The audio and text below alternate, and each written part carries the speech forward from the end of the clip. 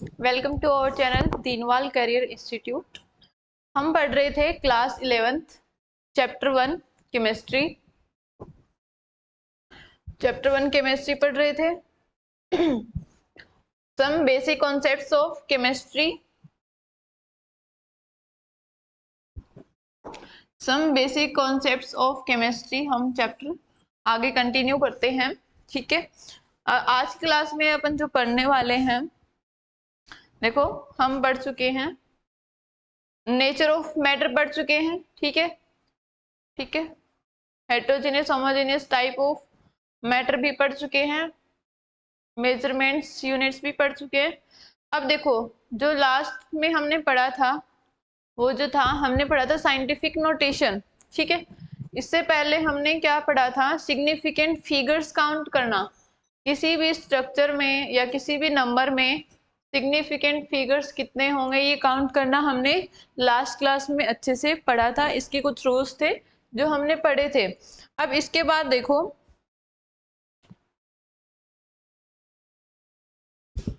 आज हम पढ़ेंगे डाल्टन्स एटॉमिक थ्योरी। जो साइंटिस्ट थे डाल्टन, उन्होंने एटम्स पे एक थ्योरी दी थी, अपने कुछ कॉन्सेप्ट्स बनाए थे, उन्हें आज हम स्टडी करेंगे। देखो इन 1808 Dalton published a new system of chemical philosophy. तो डाल्टन ने क्या किया था, केमिस्ट्री के अंदर एक न्यू कॉन्सेप्ट लेके आए थे ऑन एलिमेंट्स, एटम्स पे, मॉलिक्यूल्स पे। ठीक है, कि उनका कैसे फॉर्मेशन होता है। अब देखो a matter consist of individual atoms.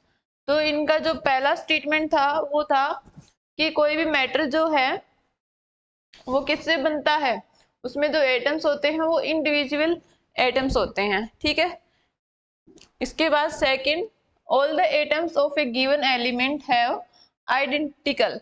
तो एक एलिमेंट्स के जितने भी एटम्स होते हैं वो सारे क्या होते हैं, आइडेंटिकल होते हैं, उनकी एक आइडेंटिटी होती है। Third, identical properties including identical mass. तो इन्होंने क्या बताया कि जितने भी एलिमेंट्स होते हैं उनकी एक आइडेंटिकल प्रॉपर्टी होती है, आइडेंटिकल मास होता है। ठीक है,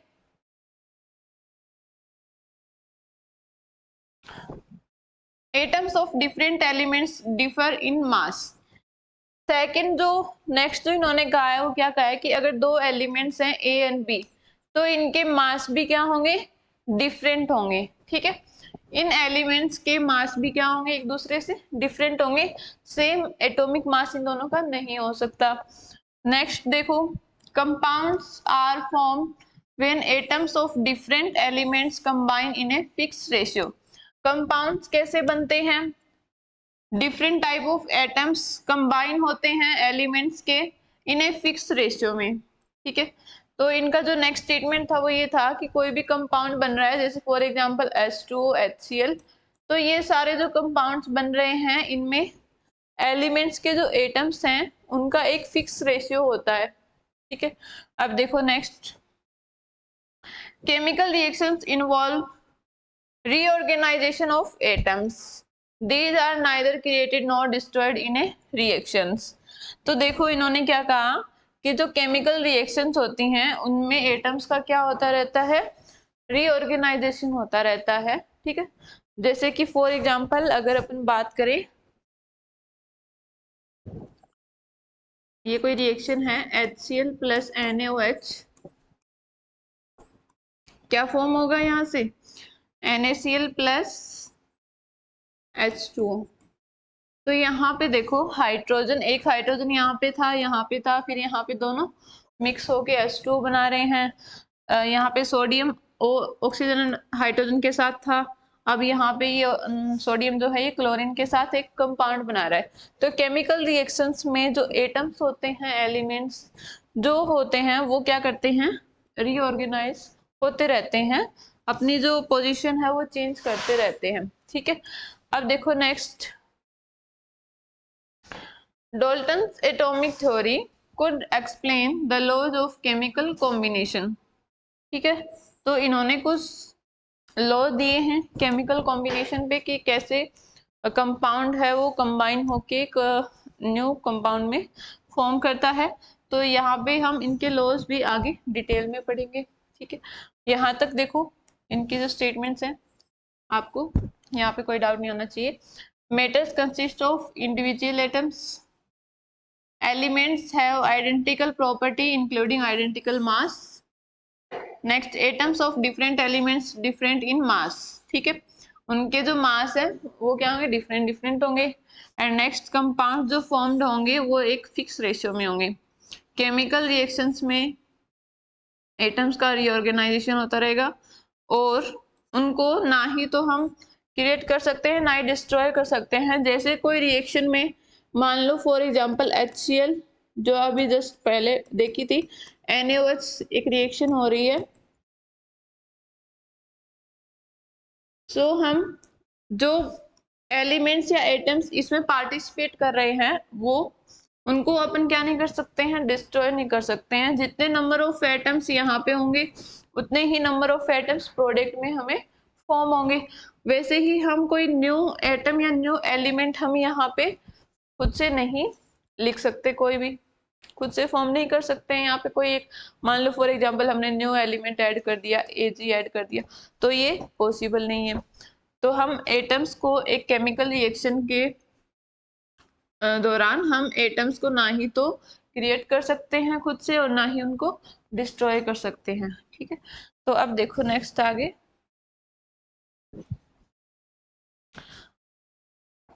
डाल्टन एटॉमिक थ्योरी की कुछ कमियां रही हैं। वो कमियां देखो, there is no mention of atomic weight of elements. उन्होंने एटॉमिक वेट के बारे में कोई भी एक्सप्लेनेशन नहीं दिया, पहली कमी इनकी ये है। ठीक है, नेक्स्ट देखो, he could not explain that why do not atoms of same element combine with each other.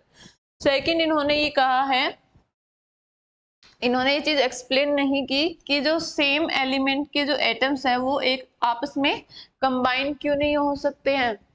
ठीक है, जैसे फॉर एग्जांपल एक एटम की बात करें, फॉर एग्जांपल कार्बन है। ठीक है,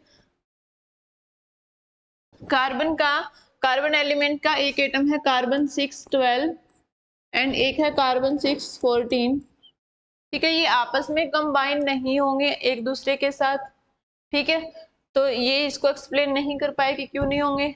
सेकंड देखो, the law of definite proportion fails if different isotopes are used. तो आइसोटोप्स, सबसे पहले आइसोटोप्स क्या होते हैं, आइसोटोप्स क्या होते हैं, देखो कोई भी एलिमेंट है उसके दो एटम्स जिनका एटॉमिक नंबर क्या होता है, सेम होता है, एटॉमिक नंबर सेम होता है, बट एटॉमिक मास क्या होता है, डिफरेंट होता है। एटॉमिक मास डिफरेंट होता है। एग्जाम्पल लिखा हुआ है already, carbon 6 atomic number same है एंड इनका एटॉमिक मास क्या है, डिफरेंट है। यहाँ पे 12 है, यहाँ पे 14 है। तो इन्होंने क्या कहा है कि the law of definite proportion, जो इन्होंने केमिकल कंपोजिशन में इन्होंने दिया है कॉम्बिनेशन में, तो वहां पे डेफिनेट प्रोपोर्शन का जो लॉ है वो यहाँ पे फेल हो जाता है। ठीक है, डिफरेंट आइसोटॉप्स में ये फेल हो जाएगा। क्यों, क्योंकि देखो एक एग्जाम्पल की बात करते हैं, कार्बन प्लस O2 क्या बनाएगा, CO2। ठीक है, अगर हम यहाँ पे कार्बन लेते हैं 612, ठीक है 612 कार्बन अगर लेते हैं तो यहाँ पे इसका एटॉमिक मास क्या होगा, कार्बन का 12 है, ऑक्सीजन का कितना होगा 1, ऑक्सीजन का 16, तो 2 का कितना हो जाएगा 32 एंड यहाँ पे इनका काउंट करो तो कितना हो जाएगा, इसका 12 और इसका 32, टोटल कितना होगा, ऐड कर दो इनको 4 and 4 44। ये इनका एटॉमिक मास है। इनका रेशियो चेक करो, क्या रेशियो रहेगा, यहाँ से जब अपन इनका रेशियो चेक करेंगे तो यहाँ से देखो 4:3:8, ये यहाँ पे इनका रेशियो आ रहा है। अब देखो अगर अपन कार्बन 14 की अगर बात करें, कार्बन 14 6 की अगर अपन O2 के साथ रिएक्शन करवाएं तो ये बनेगा CO2। अब यहाँ पे इसका एटॉमिक मास है 14, इसका 32 एंड इसका यहाँ पे हो जाएगा टोटल जब करेंगे तो 46। अब चेक करो, अगर यहाँ पे देखें तो इसका 11, ठीक है, तो ये हो गया रेशियो। इनका रेशियो अगर अपन फाइंड करते हैं तो देखो कैसे फाइंड करेंगे, इनको थोड़ा सिंप्लीफाई करते हैं। क्या हो जाएगा यहाँ से 7 रेशियो 16 रेशियो 23। तो यहाँ से ये जो रेशियो आया है वो आया है 7 रेशियो 6 16 रेशियो 23। अब देखो क्या दोनों सेम हैं? हमने यूज तो यहाँ पे भी कार्बन का ही एक एलिमेंट का एटम है, यहाँ पे भी कार्बन एलिमेंट है, बट यहाँ पे इन दोनों का जो एटॉमिक मास का जो रेशियो है, डेफिनेट प्रोपोर्शन वाला जो लॉ है वो क्या हो जाता है, फेल हो जाता है। इक्वल आना चाहिए था, ठीक है, एक फिक्स रेशियो में होने चाहिए थे, बट इन दोनों का रेशियो जो है वो डिफरेंट है एक दूसरे से, इसलिए जो डेफिनेट प्रोपोर्शन का लॉ है वो यहाँ पे फेल हो जाता है according to Dalton atomic theory. अब देखो नेक्स्ट, ये हमने डाल्टन एटॉमिक थ्योरी पढ़ ली। अब नेक्स्ट अपन मूव करते हैं लॉज ऑफ केमिकल कॉम्बिनेशंस।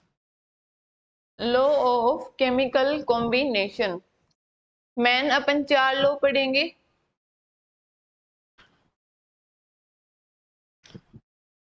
अपने सिलेबस में क्या है, 4 लॉ है। फर्स्ट क्या है, लॉ ऑफ मास कंजर्वेशन, ठीक है, लॉ ऑफ मास कंजर्वेशन या फिर अपन बोल सकते हैं लॉ ऑफ इनडिस्ट्रीबिलिटी ऑफ मैटर, ठीक है।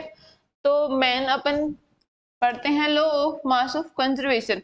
इसके बाद नेक्स्ट लॉ क्या होगा, लॉ ऑफ डेफिनेट प्रोपोर्शन, ठीक है, या फिर law of constant composition. Next law of multiple proportion, law of reciprocal proportion, ठीक है, लॉ ऑफ गैसियस वॉल्यूम। तो यहाँ पे हम स्टडी करेंगे बारी बारी से सभी लॉज की।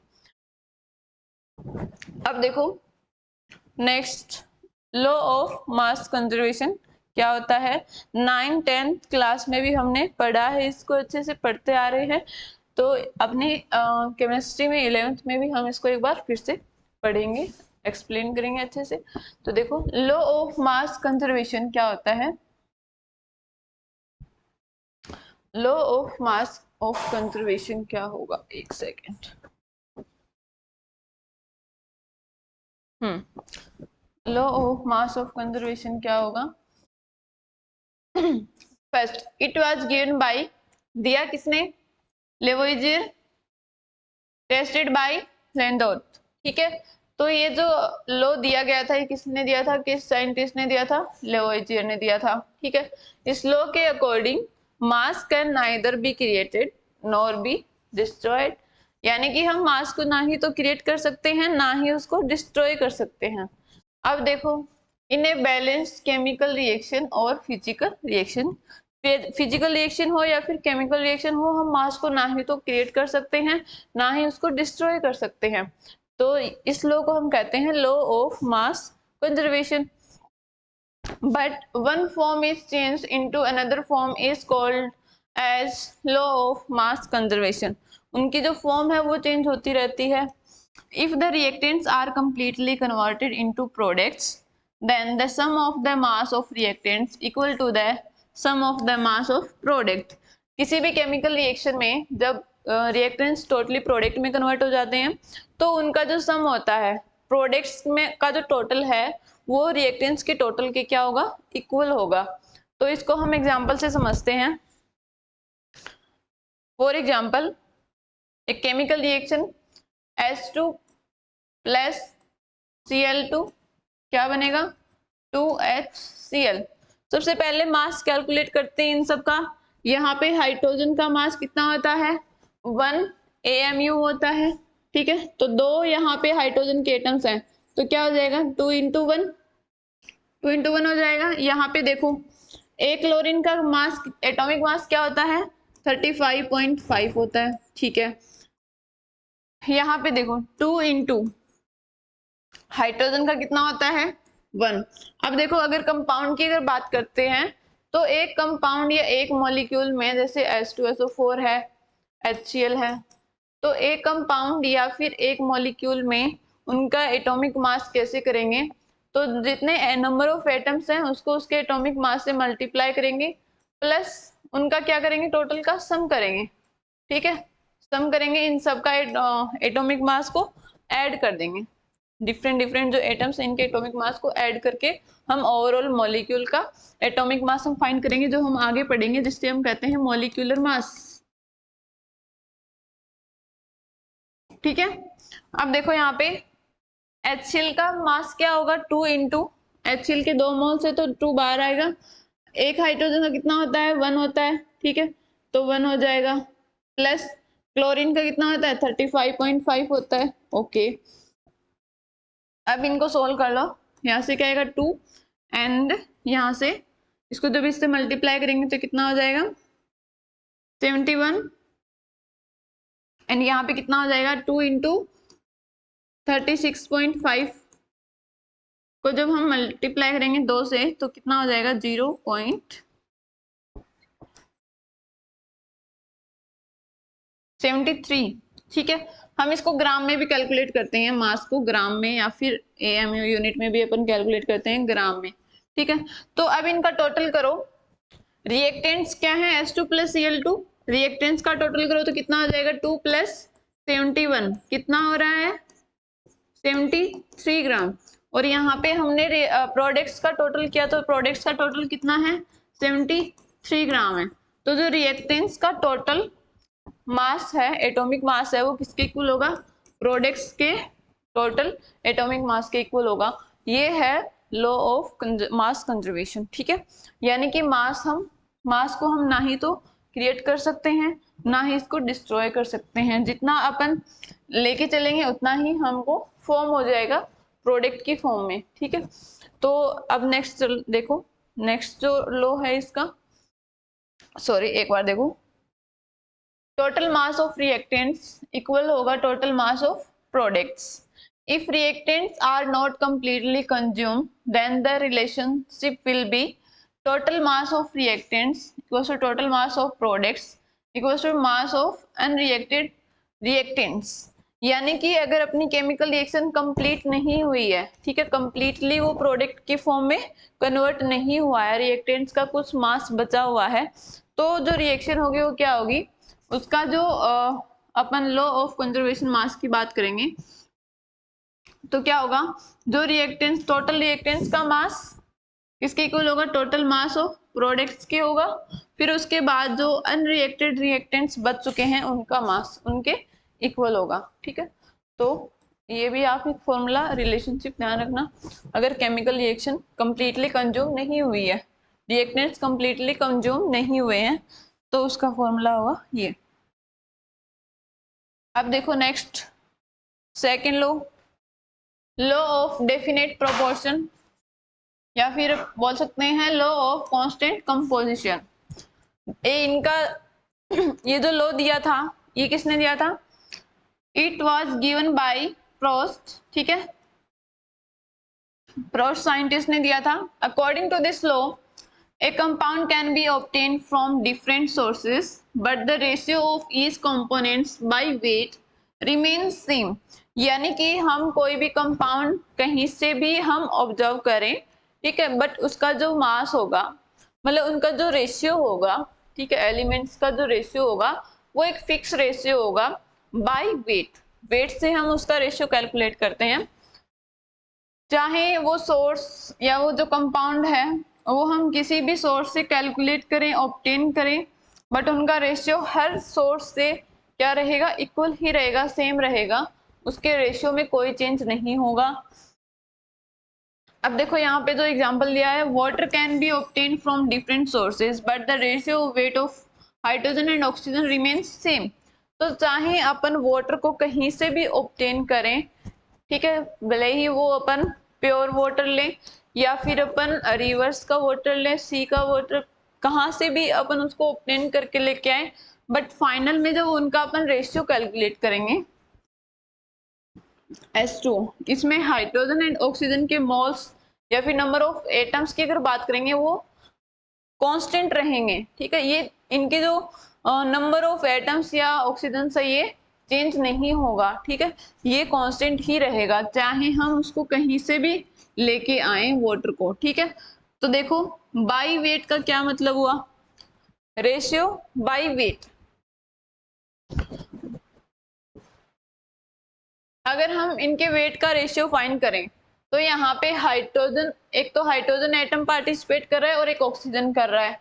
अब हाइड्रोजन के कितने मोल्स एटम्स हैं, 2 एटम्स हैं, ठीक है। इनका वेट अगर कैलकुलेट करते हैं, हाइड्रोजन का एटॉमिक मास क्या होता है, 1 होता है, तो इसको 1 से मल्टीप्लाई कर दो।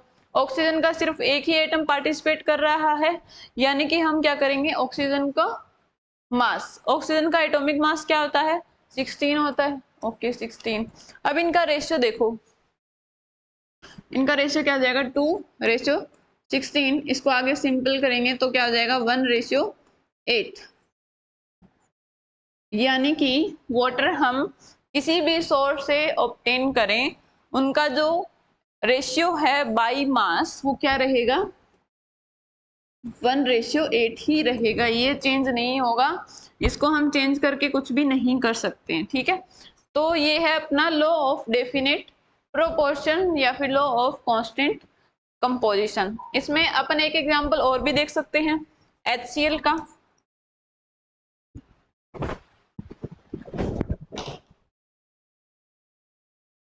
HCl में देखो हाइड्रोजन एंड क्लोरीन, हाइड्रोजन का एटॉमिक मास क्या होता है, 1 होता है, क्लोरीन का क्या रहेगा 35.5। सो रेशियो क्या हो गया इसका, अगर इसको अपन रेशियो में बात करें तो 1:35.5, ठीक है। तो HCl को हम कहीं से भी ऑब्टेन करें, इसका रेशियो रहेगा 1:35.5 always. It does not depend on the method of its preparation और the source from which it has been obtained. तो ये अपनी प्रोसेस पे कि इसको कैसे फॉर्म किया गया है इस पे डिपेंड नहीं करता है, ठीक है, या फिर कहाँ से इसको लाया गया है, ये उस पे मेथड पे डिपेंड नहीं करता है। अब देखो next, law of multiple proportion.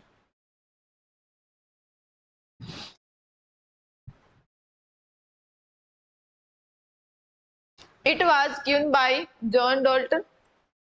John Dalton ने ये लॉ दिया था मल्टीपल प्रोपोर्शन का। इसमें देखो according to this law, if two elements combine to form more than one compound, then the different mass of one element which combined with a fixed mass of other elements bear a simple ratio to one another, ठीक है।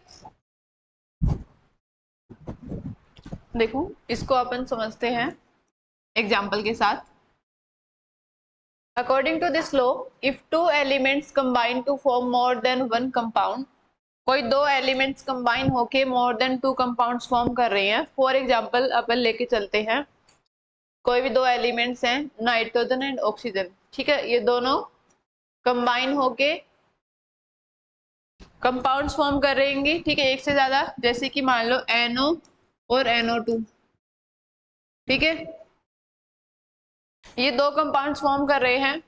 Then one compound, more than one compound, then the different mass of one element, एक element का क्या होगा, different mass होगा। यहाँ पे देखो नाइट्रोजन एंड ऑक्सीजन, यहाँ पे ऑक्सीजन क्या है, 1 है, और यहाँ पे ऑक्सीजन कितने हैं, 2 हैं।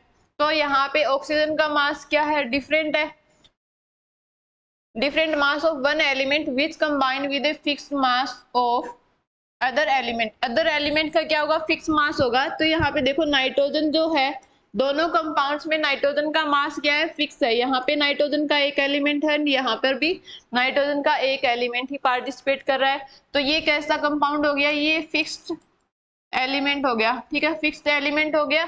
और ऑक्सीजन क्या होगा, जिसका मास है वो डिफरेंट चेंज हो रहा है, यहाँ पे 1 है, वहां पे 2 है। Fixed mass of other elements bear a simple ratio to one another. तो ये जो डिफरेंट एलिमेंट, डिफरेंट मास वाला जो एलिमेंट है ऑक्सीजन, ये क्या करेगा, दोनों कंपाउंड्स में जो इसका मास है उनका एक रेशियो होगा, ठीक है। एक सिंपल रेशियो में ये इनका रेशियो निकल के आएगा, ठीक है। वो रेशियो क्या होगा, एक होल नंबर होगा। अब देखो यहाँ पे अगर बात करें, नाइट्रोजन सिंगल सिंगल है, फिक्स्ड इसका मास हो गया, यहाँ पे नाइट्रोजन का मास फिक्स है, यहाँ पे भी नाइट्रोजन का मास फिक्स है। ऑक्सीजन की अगर बात करें तो यहाँ पे ऑक्सीजन का 1 एटम है, तो इसका यहाँ पे मास कितना होगा, 16 ग्राम होगा। बट यहाँ पे ऑक्सीजन के 2 एटम्स हैं, ठीक है, तो 2 इंटू कर क्या हो गया 16, 32 ग्राम। तो यहाँ पे इसका मास कितना होगा, 32 ग्राम होगा। अब देखो इन दोनों का जब अपन रेशियो निकालेंगे, दोनों कंपाउंड्स में ऑक्सीजन का मास का रेशियो अगर फाइंड करते हैं तो क्या होगा, यहाँ पे 16 है, यहाँ पे 32 है। सिंपल करने पे इनका रेशियो क्या आएगा, 1:2, ठीक है। तो जो एलिमेंट का मास फिक्स नहीं है, डिफरेंट मास ऑफ एलिमेंट्स हैं, उनका जो सिंपल होगा वो एक सिंपल होल नंबर में एक रेशियो कैरी करेंगे उसमें, ठीक है। तो ये अपना सेकंड लॉ है, लॉ ऑफ मल्टीपल प्रोपोर्शन। इसका अपन एक एग्जांपल और भी समझ सकते हैं, जैसे कि अगर मान लें एस हाइड्रोजन एंड ऑक्सीजन मिलके क्या बना रहे हैं, कोई दो कंपाउंड्स फॉर्म कर रहे हैं, H2O और H2O2, ठीक है। अब यहाँ पे चेक करो, फिक्स्ड जिसका मास है वो कौन सा एलिमेंट है इन दोनों में, हाइड्रोजन का यहाँ पे 2 एलिमेंट्स है और 1 इसका क्या होता है, एटॉमिक मास होता है। यहाँ पर भी हाइड्रोजन के 2 एलिमेंट्स हैं एंड एटॉमिक मास 1 होता है। तो यहाँ पे हाइड्रोजन का टोटल मास कितना है, 2 ग्राम, एंड यहाँ पर भी 2 ग्राम है। अब बात करते हैं ऑक्सीजन की, ठीक है, ये हाइड्रोजन का मास हो गया। अब अगर ऑक्सीजन की बात करें तो ऑक्सीजन यहाँ पे 1 है, 1 ऑक्सीजन का एटॉमिक मास क्या होगा, 16 ग्राम, एंड 2 ऑक्सीजन का एटॉमिक मास क्या होगा, 32 ग्राम। सो अगेन यहाँ से हमें क्या मिल रहा है, जब इनका अपन रेशियो निकालेंगे, दोनों में ऑक्सीजन का, दोनों कंपाउंड्स में ऑक्सीजन का अगर रेशियो निकालेंगे तो क्या होगा, 16:32, 1:2, ठीक है। एक होल नंबर में इनका रेशियो आएगा जो जिनका मास डिफरेंट है, क्योंकि देखो यहाँ पे ऑक्सीजन 1 है और यहाँ पर ऑक्सीजन 2 है। अब देखो ऐसे और भी एग्जांपल्स कर सकते हैं, जैसे कि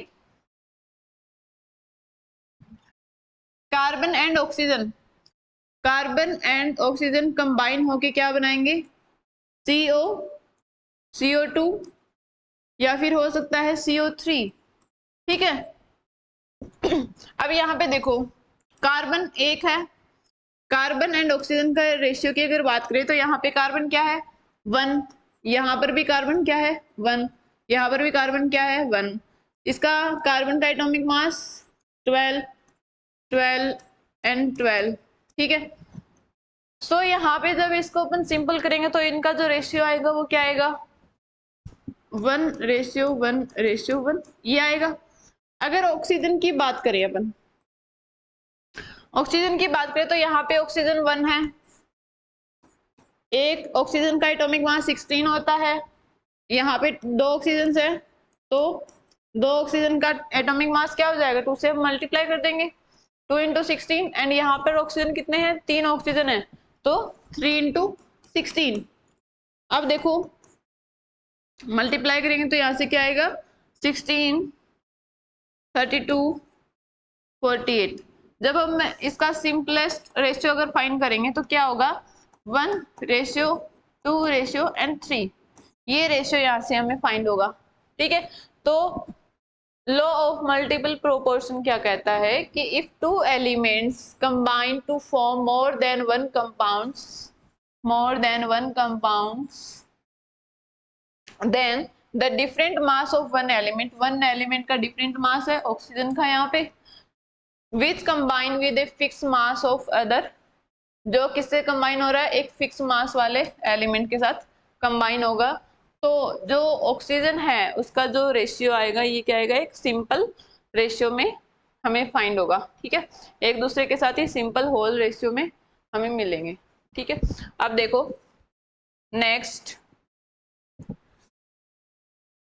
हाँ next and last, law of gaseous volume.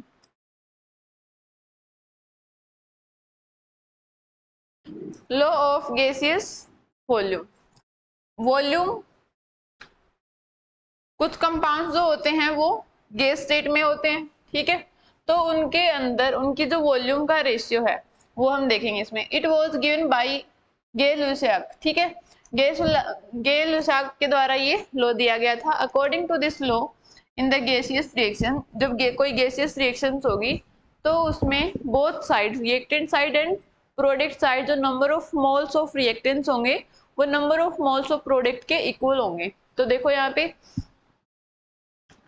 the reactants are always combined in a simple ratio by volume and form products at the same temperature and pressure. One volume of hydrogen combined with one volume of chlorine to produce 2 volume of hydrogen chlorides। यानी कि जो participate करने वाले elements हैं, ठीक है, वो एक फिक्स रेशियो में क्या होंगे, कंबाइन होंगे। जैसे कि यहाँ पे अपन देखें HCl बनता है, ठीक है, या फिर वाटर बन रहा है, तो वो HCl की अगर बात करें, 1 volume of hydrogen combine with 1 volume of chlorine to produce 2 volume of hydrogen chlorides. तो यहाँ पे देखो HCl का formation, hydrogen plus chlorine combine होके क्या बनाएंगे, HCl। तो यहाँ पे हाइड्रोजन के कितने मोल्स हैं, 1 मोल्स, क्लोरीन के कितने मोल्स हैं, 1 मोल्स, एंड HCl के कितने मोल्स हैं, 2 मोल्स। बैलेंस्ड केमिकल रिएक्शन में अगर बात करें तो हाइड्रोजन का 1 मोल है और 1 वॉल्यूम अपन इसको बोल सकते हैं, क्लोरीन 1 वॉल्यूम, एंड यहाँ पे HCl के 2 वॉल्यूम्स फॉर्म हुई हैं। देखो लॉ ऑफ गैसेस वॉल्यूम में क्या है, कोई भी रिएक्टेंट्स हैं उनकी वॉल्यूम है।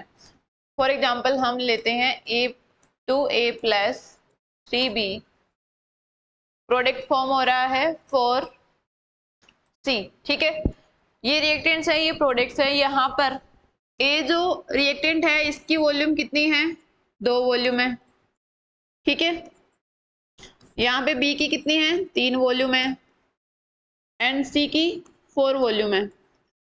अब देखो हमारे दिमाग में क्या आएगा कि रिएक्टेंट्स की जो वॉल्यूम है टोटल उतनी ही प्रोडक्ट्स की वॉल्यूम होनी चाहिए, बट ऐसा नहीं होता है। ये जो लॉ है ये law of conservation of volume नहीं है, क्योंकि गैस कौन सी स्टेट में है, गैस स्टेट में है, ठीक है, और गैस क्या करती है, गैस की वॉल्यूम वेरी करती है, ठीक है, गैस की एक फिक्स वॉल्यूम नहीं होती है। हमने पढ़ा है अच्छे से गैस की प्रॉपर्टीज में, अगर गैसियस कंपाउंड्स है तो उनकी वॉल्यूम है वो एक फिक्स नहीं होती है, इसलिए जरूरी नहीं है कि जितनी वॉल्यूम हम यहाँ पर रिएक्टेंट्स की ले रहे हैं उतनी ही वॉल्यूम हमें प्रोडक्ट में फाइंड हो, इक्वली हमें मिले। तो ये ऐसा पॉसिबल नहीं है, चेंज वेरी करती है वॉल्यूम। तो यहाँ पे इनकी वॉल्यूम का रेशियो देखो, यहाँ पे A, B एंड C, इनकी वॉल्यूम यहाँ पे 2 है, इसकी 3 है, इसकी 4 है, तो यहाँ पे इनकी वॉल्यूम का रेशियो क्या होगा, 2:3:4 होगा। बहुत ही सिंपल है, आसान है। गैसियस रिएक्शंस में क्या हमें मिलेगा, जो हमें वॉल्यूम्स मिलेंगे नंबर ऑफ मोल्स, ठीक है, वो उनका रेशियो सिंपल रेशियो ही उसको अपन कहेंगे लॉ ऑफ गैसियस वॉल्यूम। जैसे और एग्जांपल्स की अगर बात करें, फॉर एग्जांपल N2+ 3H2 क्या बनाएंगे, NH3, 2NH3 फॉर्म होगा। अब यहाँ पे देखो ये रिएक्टेंट है, ये रिएक्टेंट है एंड ये रिएक्टेंट है, इनकी वॉल्यूम, यहाँ पे इसकी वॉल्यूम कितनी है, 1 वॉल्यूम है, इसकी वॉल्यूम कितनी है, 3 वॉल्यूम है, एंड इसकी 2 वॉल्यूम है। अब देखो इनका रेशियो फाइंड करते हैं, रेशियो क्या होगा, 1:3:2, ठीक है। तो यही लॉ कहलाता है, इसको अपन रेशियो के फॉर्म में डिफाइन कर देंगे, ठीक है, तो इसी हम कहेंगे लॉ ऑफ गैसियस वॉल्यूम। बहुत सिंपल है, आई थिंक यहाँ तक आपको कोई डाउट नहीं होगा। तो यहाँ पे कंप्लीट होते हैं law of chemical combinations.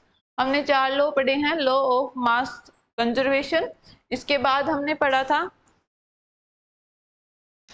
Law of definite proportion. इसके बाद हमने पढ़ा law of multiple proportion and then उसके बाद हमने पढ़ा लॉ ऑफ गैसेस वॉल्यूम। ठीक है, तो ये चारों लॉ कंप्लीट हो गए हैं।